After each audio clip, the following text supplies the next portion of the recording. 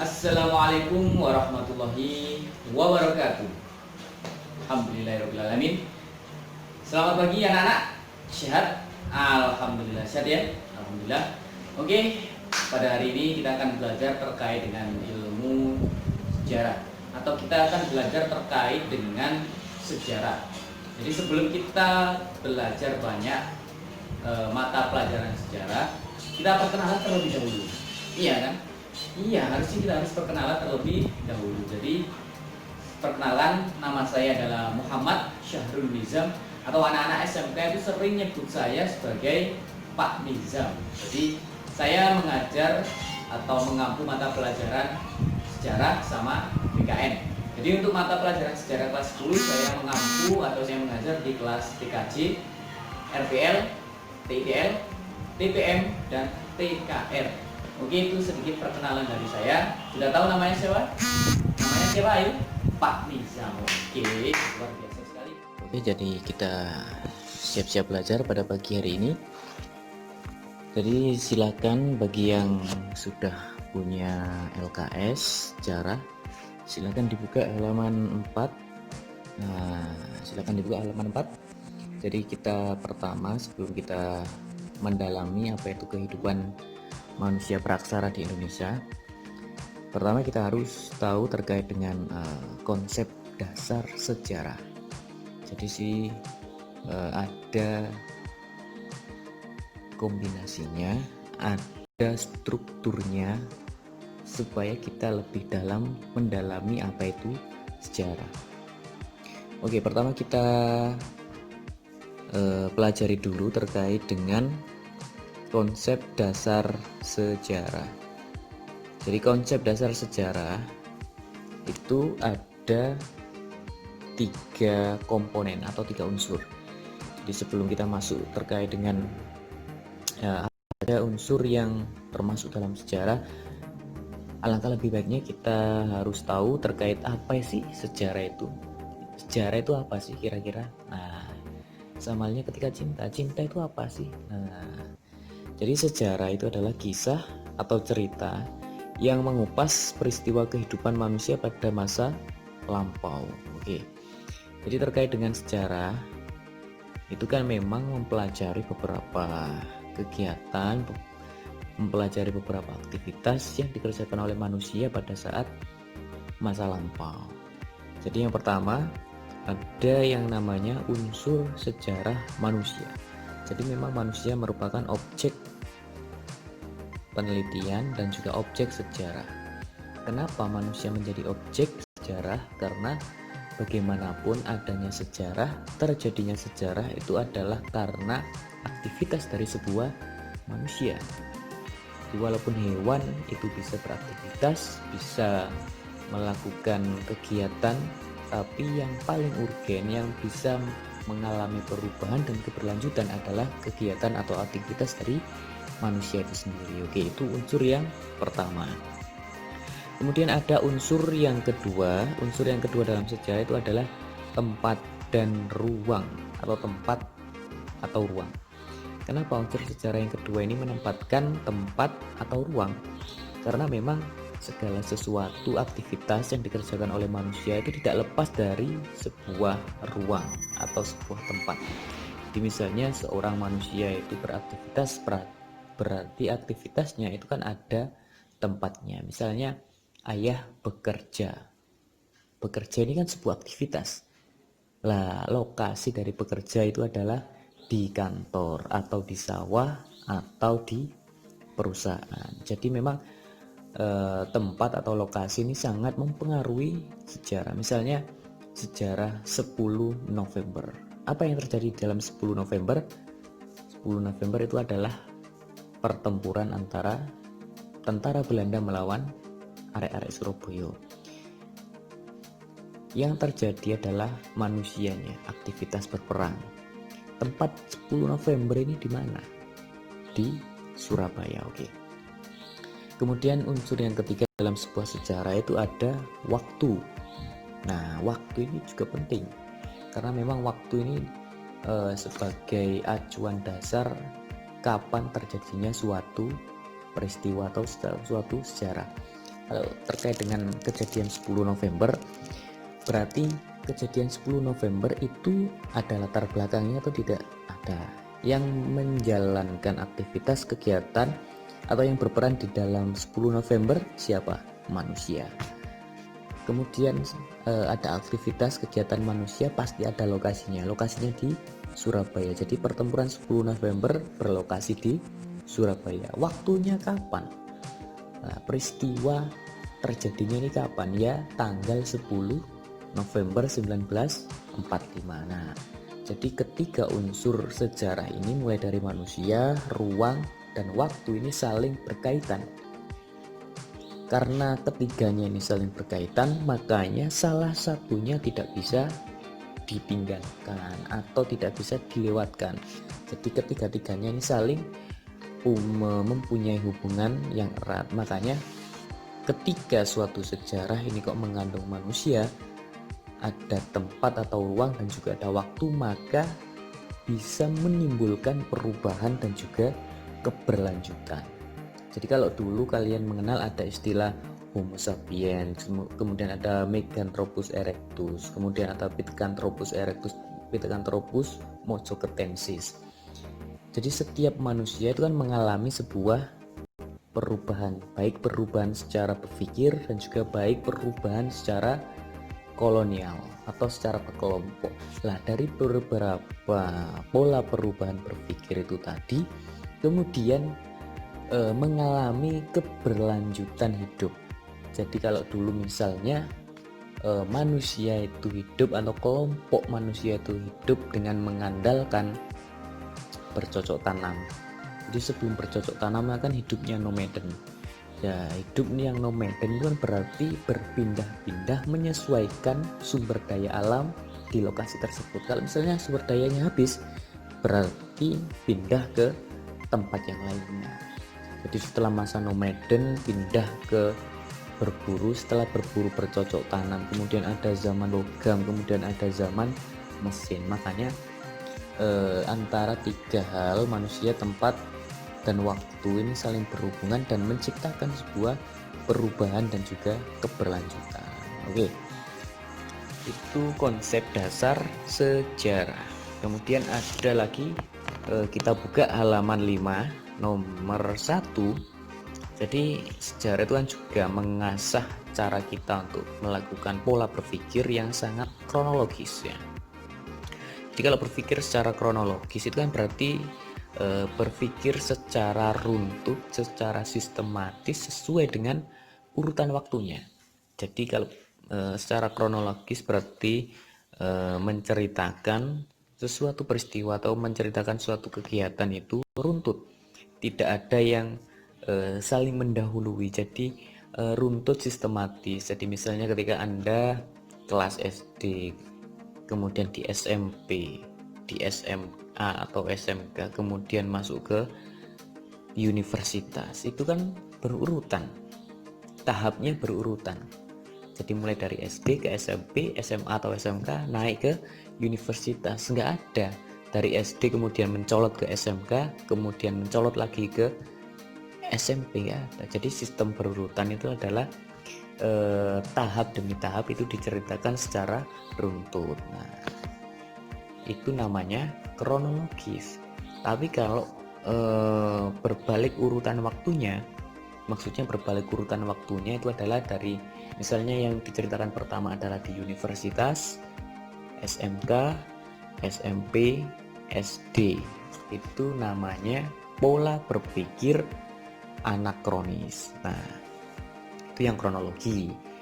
Jadi memang kalau kita memperhatikan langkah-langkah kejadian atau kronologi dari peristiwa agar memiliki pemahaman baik dalam mempelajari sejarah maupun sifatnya anakronis, maka akan timbul kerancauan. Maksudnya timbul kerancauan itu apa? Karena memang kita tidak berpikir secara kronologis. Andaikan kita berpikir secara kronologis berarti tidak ada informasi yang tumpang tindih dan juga tidak ada informasi yang rancu yang membuat pemahaman, membuat cara orang membaca cerita kita itu bingung. Nah, itu kronologis. Sekarang ada berpikir diakronik. Kira-kira berpikir diakronik itu seperti apa? Ya, coba dibaca dulu di halaman 5, poin nomor 2. Secara etimologi, diakronik itu kan berasal dari bahasa Yunani. Ada kronos, perjalanan waktu. Jadi memang diakronik itu secara maksudnya adalah memanjang dalam waktu. Maksudnya memanjang dalam waktu itu seperti apa? Jadi ketika kita menceritakan sebuah peristiwa, sebuah kejadian, maka kita menggali data, mencari informasi itu tetap dalam satu ruang, tetap dalam satu waktu, tapi ruangannya itu terbatas. Maksudnya apa? Jadi misalnya kita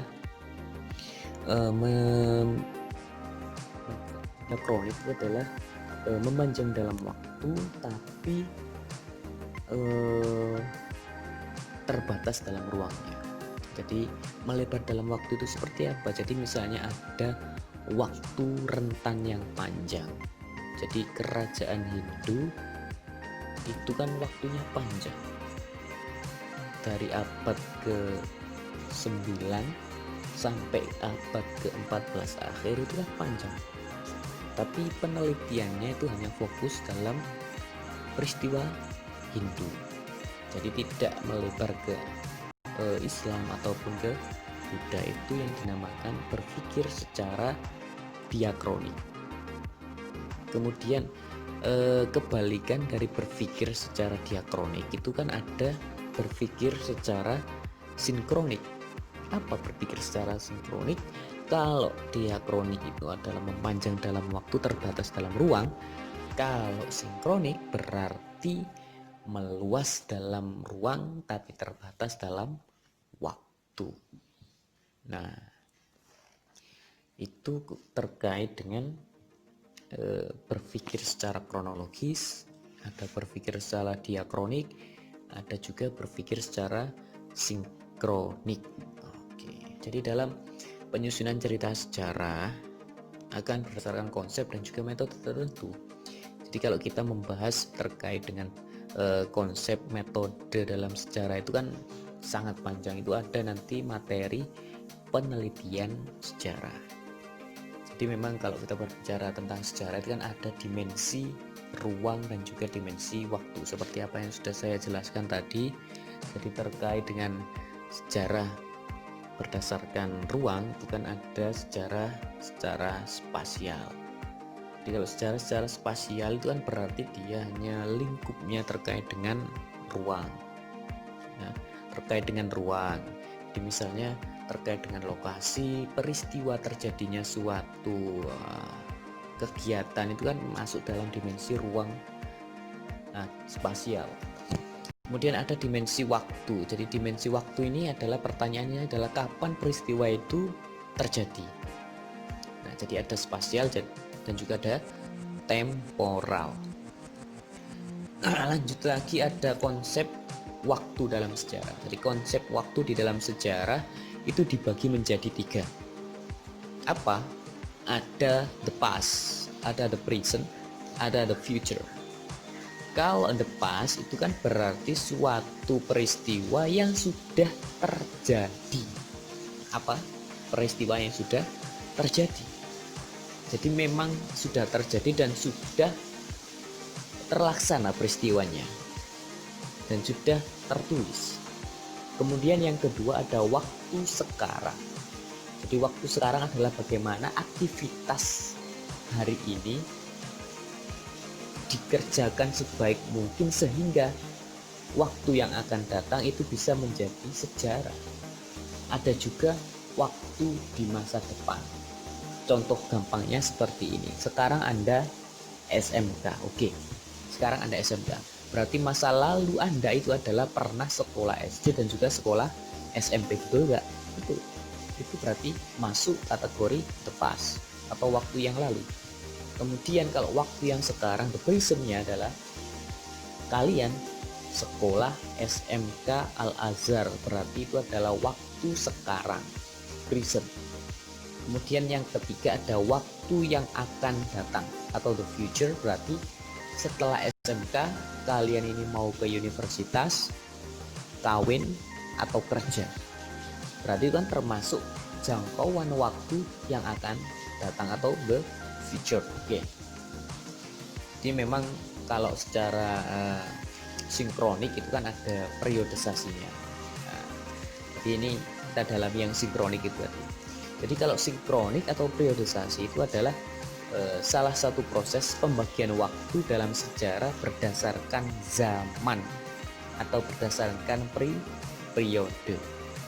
Jadi contohnya periodisasi itu adalah perkembangan budaya manusia zaman prasejarah dan zaman sejarah. Apa bedanya zaman prasejarah dan sejarah? Kalau zaman prasejarah berarti manusia itu sama sekali belum mengenal yang namanya baca dan tulis. Tapi kalau zaman sejarah berarti manusia itu sudah mengenal istilah baca dan tulis. Nah, kita lihat contohnya. Oke, kita lihat contohnya sambil bisa dilihat PowerPoint-nya. Silakan kalau ada hal-hal yang penting dicatat. Jadi pembabakan sejarah atau periodisasi sejarah di Indonesia itu kan ada beberapa bagian. Ada zaman praaksara di mana manusia belum mengenal baca tulisan. Ada zaman Hindu-Buddha. Kemudian ada zaman kerajaan Islam masuk dan juga berkembangnya. Setelah kerajaan Islam muncul periode baru yang namanya zaman penjajahan. Mulai zaman penjajahan Portugis, Spanyol, Inggris, Belanda, Jepang. Kemudian ada zaman pasca penjajahan, ini zaman kemerdekaan. Nah, dari pembagian kelima zaman itu sejarawan dapat memasukkan periodisasi pada setiap zamannya. Maksudnya apa? Misalnya pada zaman penjajahan di Indonesia itu kan banyak, bukan hanya penjajahan Belanda, ada penjajahan Portugis, ada penjajahan Spanyol, ada penjajahan Inggris, ada penjajahan Belanda, ada juga penjajahan Jepang. Nah, zaman penjajahan itu termasuk periodisasi dan kita dalami secara sinkronik.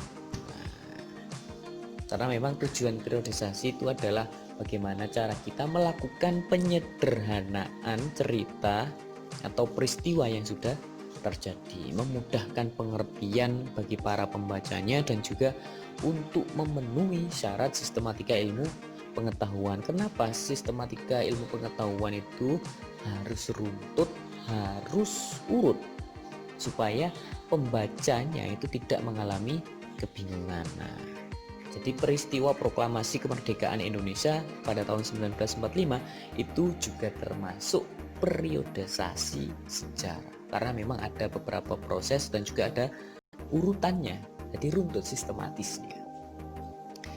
Oke, kemudian ada berpikir secara kronologi, ya pasti berpikir kronologis tadi. Ayo apa yuk? Berpikir kronologis itu berarti sesuai dengan urutan waktu, gak mencolot-mencolot, gak penek-penekan, gak lompat-lompat, jadi urut. Jadi kronologi adalah peristiwa sejarah itu dimulai. Misalnya kalau meneliti diri sampean sebagai sejarah, berarti kan sebelum sampean dilahirkan kan pasti ada proses di mana sampean berada di alam rahim atau di dalam kandungan. Setelah alam kandungan berproses lahir ke alam dunia, lahir menjadi bayi, berangkang, isok melaku, gede, isok mangan dewe, isok bicara, bisa berkomunikasi, mulai dari SD, lanjut lagi ke SMP, lanjut lagi ke SMK, lanjut ke universitas. Berarti kronologi itu harus bercerita suatu peristiwa yang runtut waktu atau masanya. Jadi harus ada, selain runtut waktunya, harus ada latar belakang terjadi peristiwa tersebut. Jadi harus runtut, ada latar belakang terjadinya peristiwa, proses terjadinya peristiwa itu seperti apa. Jadi menceritakan saya dulu SD itu baru mengenal es krim, saya dulu di SD itu sering ngompol, sering nangis. Itu kan termasuk proses terjadinya suatu peristiwa sejarah. Nah, kemudian kalau sudah mempunyai proses terjadinya peristiwa, maka kita gambarkan akibat dari peristiwa itu tadi apa. Selain juga mencantumkan waktu, bisa tanggal, bulan, serta tahun, supaya para pembaca peristiwa sejarah itu lebih paham dan juga lebih mudah mencerna apa yang sudah sampai berikan melalui peristiwa tersebut. Jadi misalnya peristiwa proklamasi 17 Agustus 1945 itu kan ada latar belakangnya. Latar belakang terjadinya proklamasi itu kan diawali dengan kekalahan Jepang oleh tentara sekutu. Nah, tentara sekutu. Kemudian dari latar belakang tersebut, kemudian para pemuda itu menculik Soekarno dan Hatta untuk segera melakukan percepatan proses kemerdekaan. Jadi diculik ke Rengas Dengklok untuk merumuskan teks proklamasi. Nah, kemudian setelah terjadi proses di Rengas Dengklok membuat suatu proklamasi, lah itu tadi. Kemudian peristiwa penyusunan proklamasi itu kemudian ditindaklanjuti dengan pembacaan teks proklamasi pada tanggal 17 Agustus 1945. Itu tadi. Jadi memang kalau kita berpikir secara kronologis itu adalah kita bercerita peristiwa sejarah yang berlangsung sesuai dengan urutan kejadiannya. Jadi runtut. Jadi mulai dari pra kemerdekaan, zaman kemerdekaan seperti apa, zaman pasca setelah kemerdekaan itu seperti apa. Jadi kronologis itu sifatnya runtut. Nah, seperti peristiwa sejarah proklamasi Indonesia. Oke, itu terkait dengan materi kita pada pagi hari ini terkait dengan sejarah. Jadi kita fokus saja terlebih dahulu terkait dengan konsep dasar sejarah, pengertian sejarah, kemudian bagaimana cara kita memahami sejarah, kemudian bagaimana cara kita bisa memahami peristiwa sejarah baik secara kronologis, baik secara diakronis, baik secara sinkronis, ataupun kita memahami beberapa konsep atau unsur yang ada di dalam sejarah, misalnya ada ruang, waktu, dan juga perubahan serta keberlanjutan. Jadi itu saja sedikit materi dari saya. Mungkin kalau ada beberapa hal yang perlu ditanyakan nanti bisa melalui WhatsApp atau bisa silakan komen di channel YouTube Nizam Al Faruq. Oke? Jadi itu saja sedikit materi pada pagi hari ini. Kita lanjutkan lagi di pertemuan yang akan datang. Jadi yang tadi yang ada hal-hal yang inti yang perlu dicatat, silakan dicatat. Oke? Terima kasih. Tuh, di subscribe channel YouTube saya Nizam Al Faruq, dikasih like, dikasih komen. Oke. Terima kasih kepada teman-teman semuanya yang sudah mengikuti pembelajaran daring pada hari ini. Semoga pembelajaran daring pada malam hari ini kita diberikan ilmu yang manfaat, diberikan ilmu yang barokah, dan menjadi tabungan keilmuan dan wawasan di masa depan. Oke? Jadi kita bertemu lagi di minggu depan atau di pertemuan yang lain. Usahakan tetap menjaga semangat, tetap menjaga kesehatan. Buku tulisnya, alat tulisnya sebelum belajar disiapkan. Oke, betul sekali. Jadi itu saja sedikit pembelajaran pada pagi hari ini. Saya mengucapkan terima kasih banyak dan saya akhiri. Wabillahi taufiq. Assalamualaikum warahmatullahi wabarakatuh.